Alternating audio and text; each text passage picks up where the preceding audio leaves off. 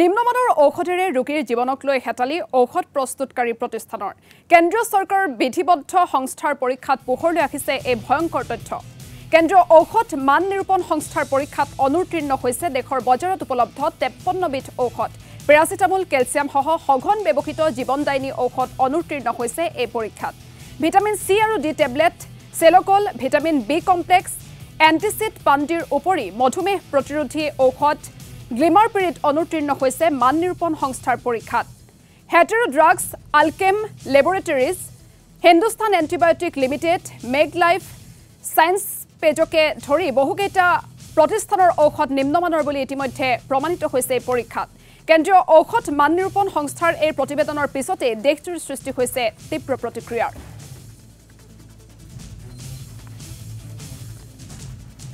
53 বিধ ঔষধৰ কোৱালিটি অলপ নিম্ন মানদণ্ডৰ বুলি আমি নিউজ এটা দেখিছোঁ, কিন্তু গভৰ্ণমেণ্টৰ ফালৰ পৰা আমাৰ এই কোৱালিটি টেষ্টৰ ৰিপৰ্ট আমাৰ ইয়ালৈ অহা নাই।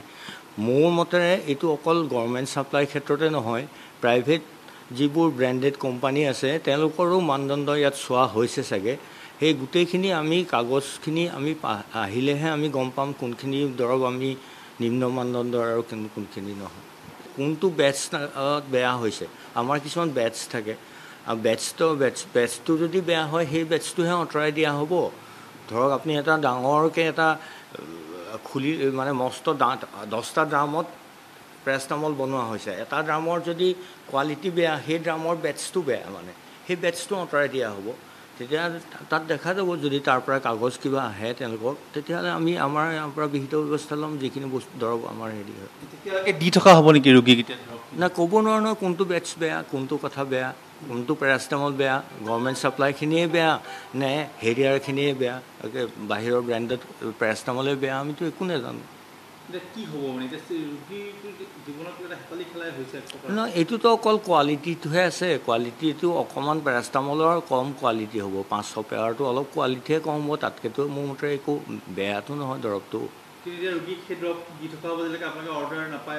উপায়টো নাই। এতিয়া আমিনো কোনটো কথা আমি কেনেকৈ জানো? ইমান 53 বিধ ঔষধ আমিতো কোনটো হয় গভৰ্ণমেণ্টৰো হ'ব পাৰে, নহ'লে প্ৰাইভেটৰো হ'ব পাৰে, প্ৰাইভেট ফাৰ্মৰ হ'ব পাৰে। আহক কাগজপত্ৰ আহক, আমি তেতিয়া দেখা। চাওক, এতিয়া মই আহিছোঁ পাণ্ডি কিনিবলৈ আহিছোঁ, পেৰাচিটামল লগা হৈছে, আহি এইটো কোনটো বিশ্বাসতে মেডিচিনটো মই ঘৰত ল'ম? এতিয়া মেডিচিন কিয় লয় মানুহে? বেমাৰ হোৱাৰ কাৰণে মেডিচিন লয়। এই মেডিচিনটো খালে মোৰ বেমাৰ ভাল হ'ব নে বৃদ্ধি হ'ব এইটো কোনে জানে? গতিকে আজি আমি এই বেমাৰত যেতিয়া আমি পৰোঁ, যেতিয়া আমি হস্পিটেলত হওঁ বা ফাৰ্মাচীত যেতিয়া আহোঁ, এই কোনটো মেডিচিনত আমি এতিয়া ভৰসা কৰিম? আমি সাধাৰণ মানুহখিনিতো নাজানো। যোৱাকালি দেখাবলৈ যেতিয়া আপোনাৰ ড্ৰাগছ ৰেগুলেটৰী এজেঞ্চিয়ে যেনেকৈ ৰিপৰ্টটো দিছে, 50-55 বিধ ঔষধ যেনেকৈ আপোনাৰ কোনো ধৰণৰ মানদণ্ড নাই, একদম নিম্ন গুণ থকা মানে মেডিচিনখিনি, এই মেডিচিনখিনি আমাৰ অতি লাগতিয়াল মেডিচিন।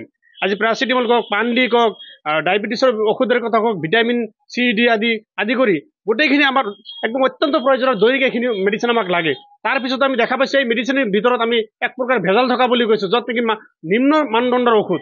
গতিকে এই বিষয়টোৰ ওপৰত কেন্দ্ৰীয় চৰকাৰে অত্যন্ত গুৰুত্ব আৰোপ কৰিব লাগে। এটা ডিপাৰ্টমেণ্ট এটা থকাৰ পিছতো, বেগম এটা ডিপাৰ্টমেণ্ট থকাৰ পিছতো কি কাৰণে এইটো আমি মানদণ্ড নথকা মেডিচিন আমি কেনেকৈ পাইছোঁ? গতিকে ভাৰত চৰকাৰে অতি শীঘ্ৰে এই মেডিচিনখিনিৰ ওপৰত ব্যৱস্থা গ্ৰহণ কৰি তাৰ লগতে কেনেকৈ আমি উচ্চ মানদণ্ড বা আমাৰ যিখিনি প্ৰয়োজনীয় ঔষধ পাতি, সেইখিনি যাতে ঔষধ পাতি আমি সঠিক ঔষধ পাতি পাওঁ, সেইখিনি ব্যৱস্থা আমি ভাৰত চৰকাৰে অতি সোনকালে কৰিব বিচাৰোঁ।